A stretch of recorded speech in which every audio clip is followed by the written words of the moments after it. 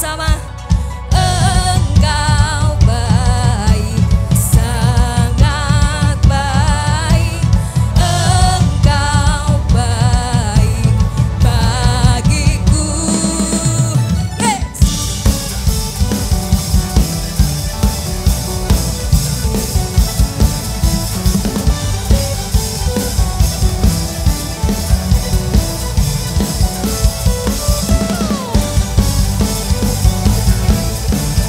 Katakan yang selalu mengalir, yang selalu mengalir dan tak pernah berakhir. Ku nyanyikan kebaikanmu yang tak lekang oleh waktu, yang selalu mengalir dan tak pernah. Sekali lagi bersama. Ku nyanyikan kebaikanmu yang tak lekang oleh waktu, yang selalu mengalir dan tak pernah. Yang selalu mengalir, come on.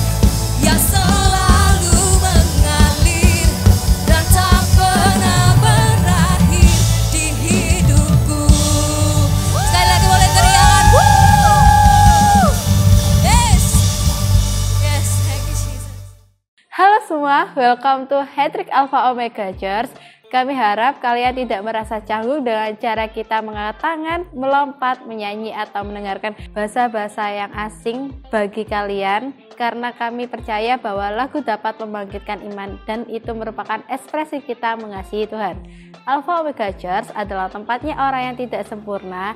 Jadi kalau kalian punya teman yang tidak sempurna, bisa diajak untuk bersama-sama untuk ibadah di tempat ini. Di Alpha Omega Church kita berusaha membangun suasana yang antusias dan semarak dalam setiap ibadah ini. Jadi kita sangat mengajak teman-teman untuk berpartisipasi dan responsif dalam ibadah ini. Feel free untuk ikut bertepuk tangan, mengangkat tangan, bahkan bilang yes, wow, atau amin ketika nanti pembicara menyampaikan sesuatu yang positif dan memberkati kalian. Teman-teman, untuk yang mengikuti ibadah secara online, kalian bisa mengetik respon yang positif dan membangun di kolom komentar. Jangan lupa untuk tetap mematuhi protokol kesehatan, pastikan masker tetap digunakan, dan kita bisa menyapa satu dengan yang lain dengan ramai dan senyum atau melambaikan tangan tanpa harus bersentuhan fisik. Berikut ada beberapa informasi yang akan aku sampaikan. Ibadah raya hari Minggu 2 kali ibadah jam 8 dan jam 10. Jangan lupa untuk mendaftarkan link yang sudah dibagi terlebih dahulu. Info link ibadah bisa kontak PKS masing-masing. Ibadah online juga akan tayang dan bisa diakses setiap minggunya mulai jam 8 pagi. Teens Online Service juga bisa diakses di YouTube Alpha Omega Church hari Minggu jam 7 pagi. Jangan lupa untuk subscribe, like, comment, and share link ke teman-teman lainnya supaya kita bisa diberkati bersama-sama. Jangan lupa setiap hari Kamis jam 8 malam Alpha Omega Church mengadakan Worship and Wars, di mana kita bisa menyembah bersama dan teman-teman juga bisa didoakan secara personal. Mari join via Instagram Live di Sound of Praise Official dan YouTube Live Alpha Omega Church. Ajak saudara dan kawan-kawan untuk join bersama. Buat teman-teman yang rindu untuk memberikan persembahan secara online, teman-teman bisa memberikan ke rekening yang ada di bawah ini. Itu saja informasi yang dapat aku sampaikan. Enjoy the rest of the service. God bless you.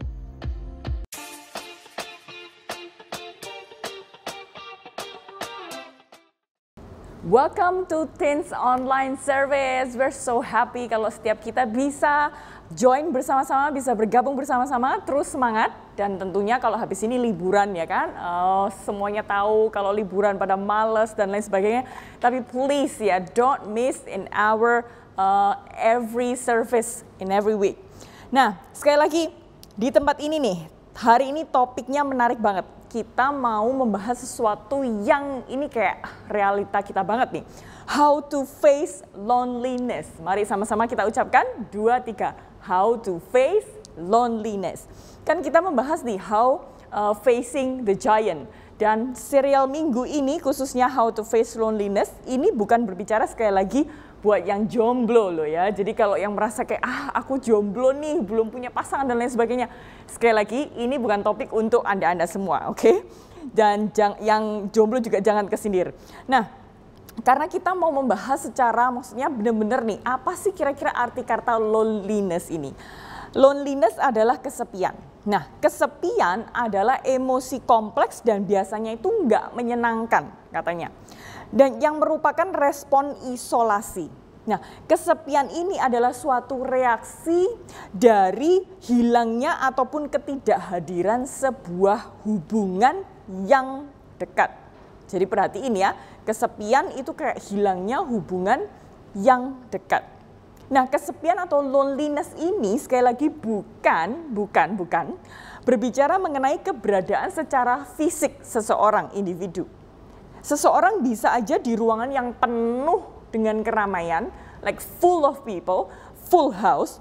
Misalnya, let's say, datang ke konser nih. Kan upcoming ada konsernya katanya Justin Bieber, right? So we all know kalau konsernya Justin Bieber dia di stadium yang kapasitasnya itu bisa puluhan ribu bahkan ratusan ribu orang mungkin ya. Nah kita tahu ternyata puluhan ribu orang pun di dalam stadion kalau kita itu datang ke dalam konser yang kalau Justin Bieber pasti full house lah ya. Dengan keramaian seperti itu bisa aja seseorang itu datang dan tetap merasa kesepian. Yang setuju katakan yes. Bener banget. Nah jadi sekali lagi kesepian bukan berbicara mengenai keberadaan secara fisik seseorang individu, tetapi sekali lagi dalam keramaian pun tetap bisa merasa kesepian. Jadi kesepian bukan tentang ruangan sepi atau ramai, tapi mengenai emosi dan mental di dalam diri seseorang. Mari sama-sama katakan emosi dan mental. 2, 3, emosi dan mental. Nah pernah nggak kita itu mengalami yang namanya kesepian? Pernah nggak kita itu kayak merasa, aduh aku kok kayaknya nggak ada yang merhatiin aku sih. Atau misalnya kalau di hari-hari ini, di bulan ini ada yang ulang tahun merasa kayak, oh si A, si B kok nggak nyelamatin aku sih. Kayak kita merasa kayak nggak ada yang peduli sama kita. Kita semua mungkin pernah punya pengalaman seperti itu nih. Nah perlu kita tahu ternyata rasa kesepian itu sangat berbahaya buat kesehatan seseorang. Bukan hanya secara emosi, mental, tetapi ternyata juga secara fisik. Profesor John Cacioppo, psikolog dari University of Chicago, memaparkan sebuah penelitian tentang bahaya rasa kesepian. Nah, kesepian ternyata memiliki dampak yang lebih berbahaya dibandingkan dengan katanya obesitas. Padahal kita mikir, kalau kita ngelihat ya orang yang gemuk banget, yang obesitas kayak kita langsung mikir, anak ini mau berdiri aja susah, mau duduk aja kayak repot semua, mau kayak lompat aja susah, mau lari aja ngos-ngosan. Nah ternyata yang kita ngelihat secara fisik, ini bahaya nih kalau obesitas. Ternyata kesepian jauh lebih berbahaya dibanding orang yang obesitas katanya. Dan kesepian itu nggak hanya merusak mental, tetapi juga merusak fisik. Sebuah penelitian menunjukkan 14% kematian disebabkan oleh perasaan sangat kesepian.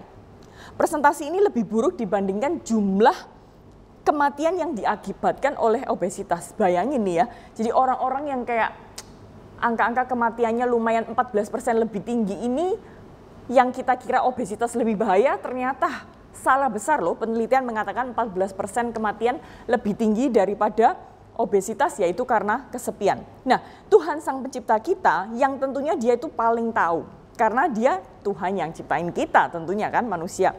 Dia Tuhan yang tahu kalau manusia itu nggak baik hidup sendiri. Dia tahu berarti kalau nggak baik hidup sendiri berarti nggak baik merasa kesepian. Oleh sebab itu, waktu Tuhan menciptakan manusia pertama yaitu Adam, dia udah tahu nih, Tuhan juga akan menciptakan yang namanya Hawa sebagai pendamping. Nah, sekali lagi karena Tuhan tahu bahwa manusia itu nggak bisa yang namanya kesepian, nggak bisa yang namanya sendirian.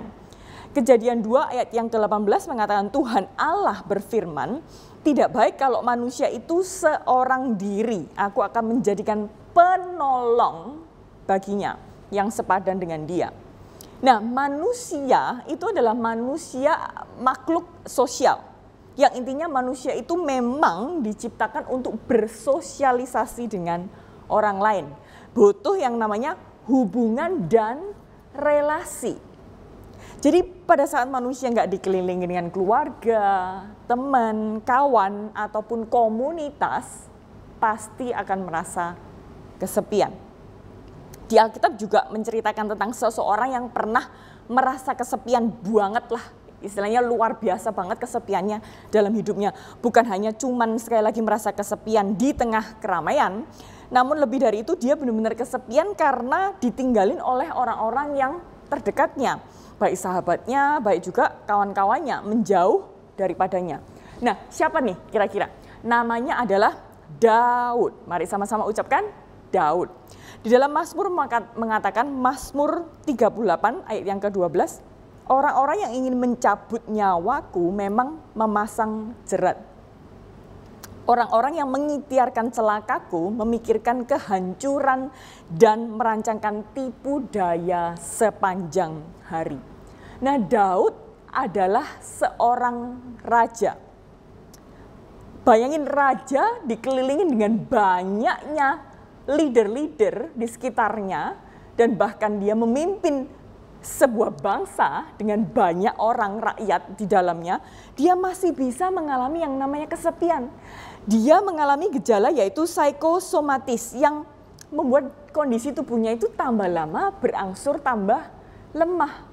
Karena apa? Sekali lagi ini adalah gejala yang ditimbulkan karena merasa kesepian.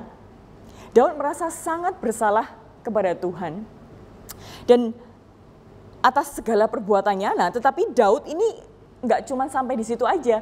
Dia tahu bahwa dia merasa kesepian dan dia mengambil keputusan yang sangat tepat nih.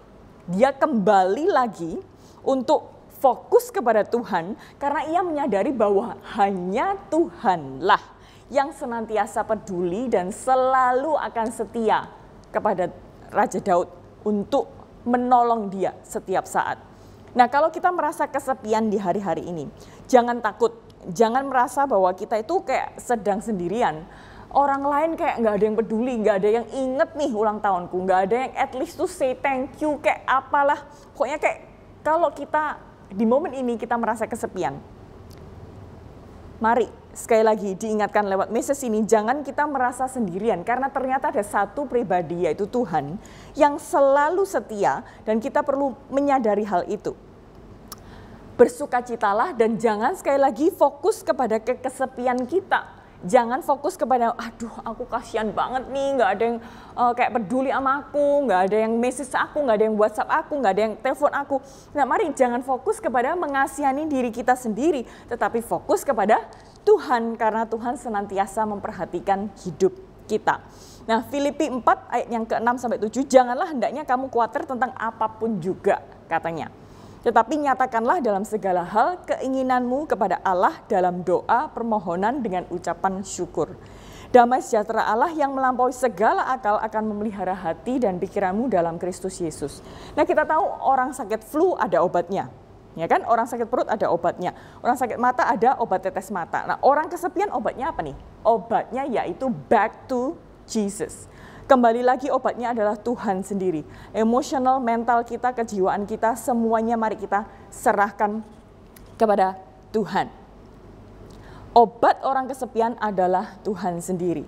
Dalam 1 Korintus 10 ayat yang ke-13, pencobaan-pencobaan yang kamu alami itu pencobaan-pencobaan biasa yang tidak melebihi kekuatan manusia, sebab Allah setia dan karena itu ia tidak akan membiarkan kamu dicobain melampaui kekuatanmu. Nah, pada waktu kamu dicobai, ia akan memberikan kepadamu, yaitu kepadaku, kepada kita semua, jalan keluar sehingga kamu dapat menanggungnya, katanya Tuhan. Nah, jika hari ini kayak kita merasa kayak batin kita, emosi kita, mental kita kayak terasing, kesepian, ketahuilah satu pribadi yang selalu tahu apa yang kita alami dan bahkan dia tahu persis apa yang kita rasakan. Karena Tuhan juga dia pernah mengalami yang namanya kesepian. Tuhan yang menciptakan kita, jadi dia Tuhan yang paling tahu. Tuhan mau menanggung semua kesepian kita, mental kita, emosi kita bersama dengan kita dan bersedia untuk menolong dan bahkan mengangkat dan memindahkan semua beban itu. Nah, kata Tuhan Matius 11 ayat yang ke-28, marilah kepadaku semua yang letih lesu dan berbeban berat, aku akan memberikan kelegaan kepadamu. Mari sama-sama katakan kepadamu, kepadaku. Kalau kita ada orang di sekitar kita, orang tua kita, mari kita katakan Tuhan akan memberikan kelegaan kepada papa mama kita, saudara kita, siapapun itu. Dia telah menyediakan diri bagi kita dan dia Tuhan itu jauhnya cuman sekedar sejauh doa kok. Obat orang kesepian sekali lagi Tuhan sendiri. Dan apa yang perlu kita lakukan nih? Yang pertama, be truthful to ourselves. Jujur dengan diri sendiri. Karena normal banget ternyata hampir kayak setiap kita pernah yang namanya mengalami kesepian. Jadi mari kita jujur dengan diri sendiri karena itu normal banget kok kalau kita merasa kesepian. Dan ternyata setiap orang juga pernah mengalami itu. Dan yang kedua, mari talk to him. Kita bicara sama Tuhan, komunikasikan kepada Tuhan. Karena pada dasarnya Tuhan yang menciptakan. Dia Tuhan yang tahu bahwa kita nggak bisa kesepian. Mari kita cari hubungan dengan Tuhan lebih lagi. Mari kita dekatkan diri kita dengan Tuhan karena obat orang kesepian adalah Tuhan sendiri. Yang ketiga, know that God is the bestest friend of yours. Tahu bahwa Tuhan adalah sahabat terbaik kita. Mari sama-sama katakan sahabat. 2, 3, sahabat kita. Dan Abraham disebutkan di dalam Alkitab bahwa dia adalah sahabat Allah katanya. Nah, sahabat itu apa sih? Sahabat itu berarti bukan istilahnya taat kepada Tuhan secara menakutkan, tetapi waktu kita menyebut sahabat itu berarti kayak maknanya nggak mengandung intimidasi, nggak mengandung ancaman, nggak dengan pemaksaan dan juga teror. Tetapi sebaliknya, Tuhan sebagai sahabat kita yaitu dia itu selalu mengandung seseorang yang bisa kita percaya. Seseorang yang dengan kasih yang nggak bersyarat. Seseorang dengan penghargaan dan bahkan pengorbanan yang tulus.